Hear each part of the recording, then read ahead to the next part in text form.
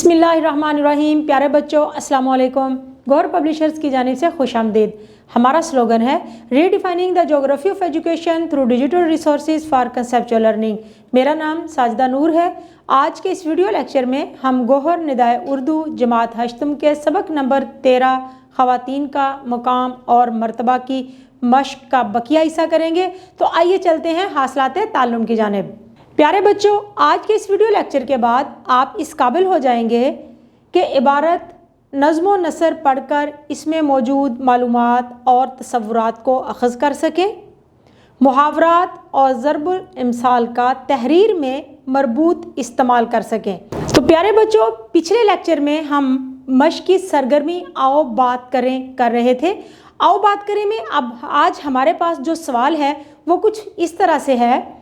सबक को गौर से सुने और इसका खुलासा अपने अल्फाज में एक दूसरे को बताएं। तो प्यारे बच्चों, सबक हमने पढ़ा, अब सबक का खुलासा हम देखेंगे कि किस तरह से बयान करना है।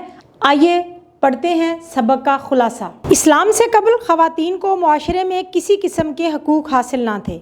वो मुआशी पस्ती और ज़िल्लत का शिकार थीं, हत्ता कि उन्हें जीने का हक भी हासिल ना था। इस्लाम ने औरत को इज़्ज़त व एहतराम से नवाजा, क्योंकि दीन इस्लाम में इज़्ज़त का मयार तकवा है। अगर हम तारीख़ इस्लाम का मुताला करें तो हमें ऐसी बहुत सी ख़वातीन मिलेंगी जिनकी दुनिया में कोई मिसाल नहीं।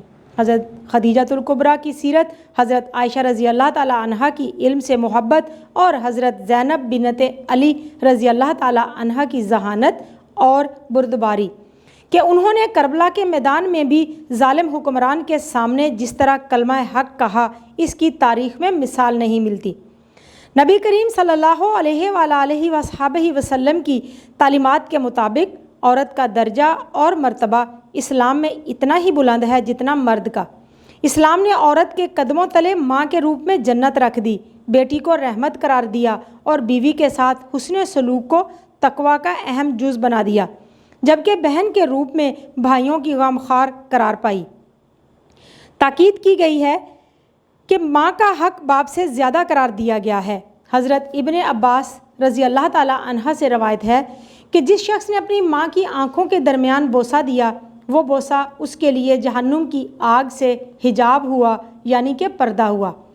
इस्लाम की आमद से कबल बेटी की पैदाइश को ज़िल्लत और बेइज्जती समझते थे और ज़िंदा दफन कर देते थे। नबी करीम सल्लल्लाहु अलैहि वसल्लम ने इस अमल को निहायत नफ़रत अंगेज़ करार दिया।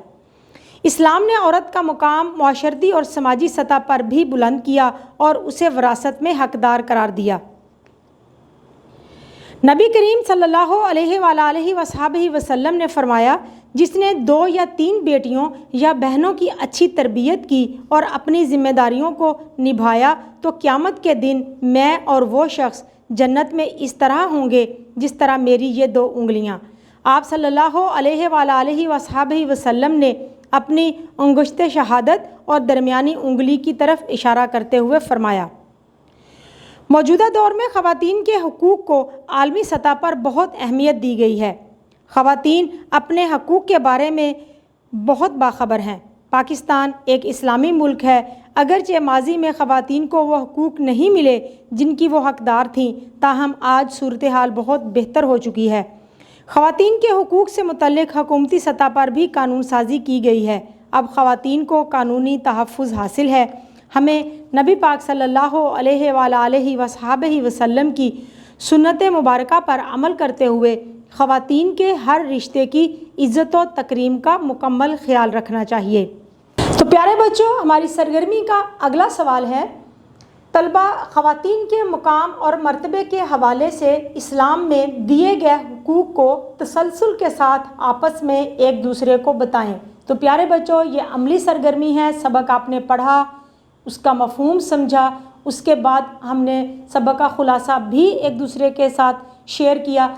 अब ये अमली सरगर्मी भी आप ख़ुद सरअंजाम देंगे, जिसमें आपने इस सबक में पढ़े गए ख़वातीन के हुकूक़ के बारे में जो इस्लाम ने ख़वातीन को दिए हैं, उनको तसलसल के साथ बयान करना है कि अगर ख़ातून औरत माँ है तो उसकी क्या इज़्ज़त और एहतराम है।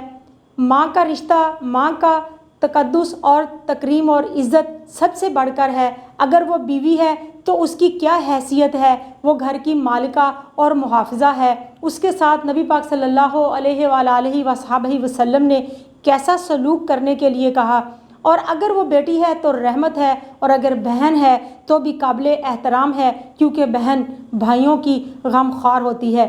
تو یہ وہ سارے رشتے ہیں جو نبھاتی ہے ایک خاتون، ایک عورت، اور کس طرح سے اسلام میں اس کو عزت دی گئی ہے، اس پر آپ نے خود بات چیت کرنی ہے۔ پیارے بچوں، ہماری اگلی سرگرمی جو ہم کرنے جا رہے ہیں وہ ہے آؤ پڑھیں۔ سوال نمبر 9 ہے، ذیل میں دی گئی عبارت کو درست تلفظ کے ساتھ توجہ سے پڑھیں اور اس میں دی گئی معلومات سے آگاہی حاصل کریں۔ تو پیارے بچوں، جو عبارت ہمیں دی گئی ہے ہم اسے پڑھیں گے، اس کا مفہوم سمجھنے کی کوشش کیجیے گا اور دیکھیں کہ اس کے اندر کون کون سی معلومات ہمیں دی گئی ہیں۔ خواتین معاشرے کا ایک اہم اور قابل احترام حصہ ہیں۔ اسلام کی نظر میں انسانی لحاظ سے مرد اور عورت دونوں برابر ہیں۔ ظہور اسلام سے پہلے خواتین کو معاشرے کا سب سے کمتر اور قابل نفرت فرد سمجھا جاتا تھا۔ خواتین کی کوئی عزت نہ تھی، وہ معاشی پستی اور ذلت کا شکار تھیں۔ وہ معاشرتی اور سماجی عزت و احترام سے محروم تھیں، انہیں کوئی حقوق حاصل نہ تھے۔ جہالت کے اس دور میں عورت کی حیثیت کو ماننا تو درکنار، اس کو معاشرے میں زندہ رہنے کا بھی حق حاصل نہ تھا۔ عورت مظلوم اور ستائی ہوئی تھی، ہر قسم کی عظمت اور فضیلت صرف مردوں کے لیے تھی۔ تو پیارے بچوں، اس پیراگراف میں ہم نے جو معلومات حاصل کی ہیں ان سے ہمیں پتہ چلتا ہے کہ یہ زمانہ جاہلیت میں خواتین کے بارے میں ہے کہ اس وقت خواتین کو کسی قسم کے کوئی حقوق حاصل نہ تھے، ان پر ظلم کیا جاتا تھا، وہ مظلوم اور ستائی ہوئی تھیں۔ ان کو حقوق تو کیا ملنے تھے، ان کو تو زندہ رہنے کا بھی حق حاصل نہ تھا، کیونکہ بہت سے قبائل میں بیٹی کے پیدا ہوتے ہی اس کو زندہ دفن کر دیا جاتا تھا۔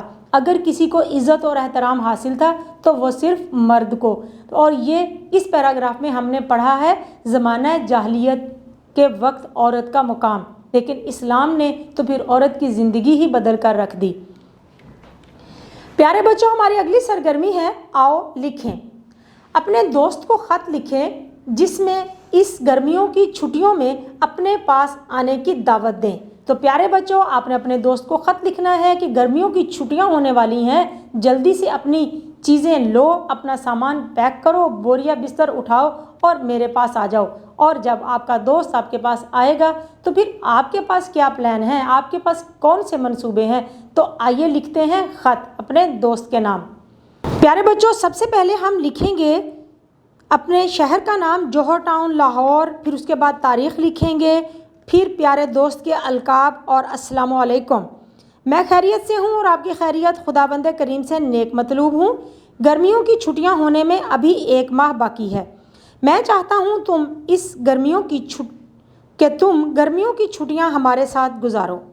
چھٹیاں ہوتے ہی لاہور آنے کا پروگرام بناؤ اور مجھے اطلاع دو تاکہ ہم لاہور کے مختلف تفریحی اور تاریخی مقامات کی سیر ایک ساتھ کریں۔ لاہور ایک تاریخی شہر ہے، یہاں پر شاہی قلعہ، بادشاہی مسجد، شالمار باغ، عجائب گھر، مینار پاکستان اور چڑیا گھر کے علاوہ اور بھی بہت سے قابل دید مقامات ہیں۔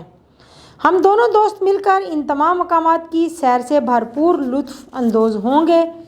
اپنی کتابیں بھی ساتھ لیتے آنا، ہم چھٹیوں کا کام بھی مکمل کر لیں گے۔ آنے سے پہلے اطلاع ضرور دینا تاکہ میں آپ کو لینے کے لیے اسٹیشن پر پہنچ جاؤں۔ میری طرف سے اپنے والد اور والدہ صاحبہ کو سلام عرض کرنا۔ پھر آخر میں ہم لکھیں گے والسلام، آپ کا دوست، اور اپنا نام یہاں پر آپ لکھیں گے۔ تو پیارے بچوں، یہ تھا خط۔ پیارے بچوں، ہماری مشق کی اگلی سرگرمی ہے زبان شناسی۔ زبان شناسی میں آج ہم سمجھیں گے محاورہ اور اس کا استعمال، یعنی کہ محاورہ کا جملوں میں استعمال کرنا۔ تو سب سے پہلے ہم سمجھیں گے کہ محاورہ ہوتا کیا ہے۔ تو پیارے بچوں، آپ اپنی اسکرین پر دیکھ سکتے ہیں، یہاں پر ہمارے لیے موجود ہے محاورہ کی تعریف۔ محاورہ کے لفظی معنی بات چیت کرنے کے ہیں۔ اصطلاح میں محاورہ الفاظ کا ایسا مجموعہ ہے جو اہل زبان کی بول چال میں اپنے اصلی معنی کی بجائے مجازی معنوں میں بولا جاتا ہے۔ مثلاً زخموں پر نمک چھڑکنا درست محاورہ ہے، جبکہ زخموں کے اوپر नमक छिड़कना दुरुस्त नहीं। तो प्यारे बच्चों, यहाँ हमने पढ़ा कि मुहावरा क्या होता है, और मुहावरा का मतलब है आम बोलचाल, यानी कि रोज़मर्रा ज़िंदगी में जो बात हम करते हैं उसमें हम इसको इस्तेमाल करते हैं, लेकिन मुहावरे को उसके हकीकी मानों में नहीं बल्कि मजाजी मानों में इस्तेमाल किया जाता है। और मिसाल में जैसा कि हमें बताया गया है कि ज़ख्मों पर नमक छिड़कना एक अलग चीज़ है, ये दुरुस्त मुहावरा है, यानी कि किसी को तंग करना, कोई बात याद दिला देना जिससे उसको तकलीफ़ हो रही हो, लेकिन ज़ख्मों के ऊपर नमक छिड़कना जैसा कि हम अमरूद के ऊपर छिड़कते हैं, ये गलत है। ये इसके हकीकी मानी तो हैं लेकिन ये दुरुस्त नहीं है मुहावरा की रूह से। तो प्यारे बच्चों, अब सवाल जो हमें दिया गया है वो कुछ इस तरह से है कि झेल में दिए गए मुहावरात को जुमलों में इस्तेमाल करें। तो प्यारे बच्चों, हमें मुहावरात दिए गए हैं, उनका मफहूम समझते हुए, उनके मजाजी मानों को समझते हुए हमने उनको जुमलों में इस्तेमाल करना है। आसमान से बातें करना यानी कि बहुत ऊंचा होना। कोहे हिमालय की बुलंदो बाला चोटियाँ आसमान से बातें करती हैं। बाग बाग होना यानी कि बहुत खुश होना। बेटा इम्तिहान में अव्वल आया तो माँ बाप का दिल बाग बाग हो गया। सूरज को चिराग दिखाना यानी किसी चमकदार चीज़ को, किसी अपने से ज़्यादा हिम्मत और ताकत रखने वाले को अपनी ताकत दिखाना। आबिद खुद बड़ा दानिशमंद और बातदबीर है, उसे कुछ बताना सूरज को चिराग दिखाना है। राई का पहाड़ बनाना यानी कि छोटी सी बात को बहुत बढ़ा चढ़ा देना और झगड़े का बायस बन जाना। अहमद छोटी सी बात पर राई का पहाड़ बना लेता है। ईद का चांद होना यानी कि कभी कभार दिखना, और फिर जब ईद का चांद देखते हैं तो फिर खुशी भी होती है। जुमला कैसे बनाएंगे? आप तो ईद का चांद हो गए, कभी सूरत ही नहीं दिखाते। तो प्यारे बच्चों, अब हम जो सवाल हल करने जा रहे हैं वो कुछ इस तरह से है कि तलबा 7 ज़रबुल इमसाल तलाश करें और अपनी जमात के कमरे में एक दूसरे को सुनाएं। तो प्यारे बच्चों, हमने ये जाना है कि ज़रबुल इमसाल होते क्या हैं। ज़रबुल इमसाल को कहावत भी कहते हैं और इनके पीछे कोई कहानी होती है। जो भी कहावत बनाई जाती है उनके पीछे कोई कहानी होती है जिसमें कोई इखलाकी दर्स या फिर इबरत का दर्स होता है। मिसाल के तौर पर हम एक कहावत अमूमन सुनते हैं, अब पछताए क्या होत जब चिड़ियाँ चुन गई खेत। तो ये कहावत उस वक्त बोली जाती है जब कोई परेशानी हो जाए, कोई बड़ा नुकसान हो जाए, तो उस पर बाद में रोने धोने का कोई फ़ायदा नहीं है। इसी तरह से एक और कहावत है, जिसकी लाठी उसकी भैंस। तो इसका मतलब है कि जिसके पास ताकत है उसी का कानून चलता है, यानी कि गरीब के पास ताकत नहीं होती तो गरीब हमेशा मार खाता है, मजलूम होता है, उस पर जुल्म सितम किया जाता है, और कानून ताकत वाले का ही चलता है। तो ये है कुछ ज़रबुल इमसाल और कहावतें। अब आपने क्या करना है, आपने इस तरह की मज़ीद 7 ज़रबुल इमसाल यानी कि कहावतें लिखनी हैं और फिर कमरा जमात में अपने साथियों को सुनानी है। यानी कि ये अमली काम है जो आप कमरा जमात में एक दूसरे के साथ मिलकर सर अंजाम देंगे। जी तो प्यारे बच्चों, अब हम करेंगे हरूफ की अक़साम। हरूफ की कौन कौन सी अक़साम होती हैं आप देख सकते हैं अपनी स्क्रीन पर। हरूफ फ़जाइया। हरूफ फ़जाइया कौन से हरूफ होते हैं? हरूफ फ़जाइया से मुराद वो ख़ास अल्फाज हैं जो जोश या जज्बात की शिद्दत में बेसाख्ता ज़ुबान से अदा होते हैं। यानी कि हमें अचानक से कोई खुशी मिले तो हम जो अल्फाज कहते हैं, या हमें कोई दुख हो या कोई तकलीफ़ पहुँचे तो जो अल्फाज हम बोलते हैं जोश जज्बात में, उनको हरूफ फ़जाइया कहते हैं। हरूफ फ़जाइया 2 तरह के होते हैं, हरूफ तासुफ़ जो हम अफसोस के वक्त बोलते हैं और हरूफ इस्तेजाब जो हम हैरानगी के वक्त बोलते हैं। तो आइए देखते हैं हरूफ तासुफ़। ऐसे हरूफ जो अफसोस के इजहार के लिए इस्तेमाल होते हैं, मसलन आह, हाय हाय, वाह, अफसोस, हीफ। हरूफ इस्तेजाब कौन से हैं?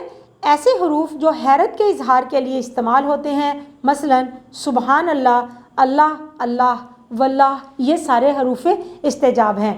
तो प्यारे बच्चों, आइए देखते हैं अब हरूफ तासुफ और हरूफ इस्तेजाब से मुतालिक हमें सवाल कौन सा हल करना है।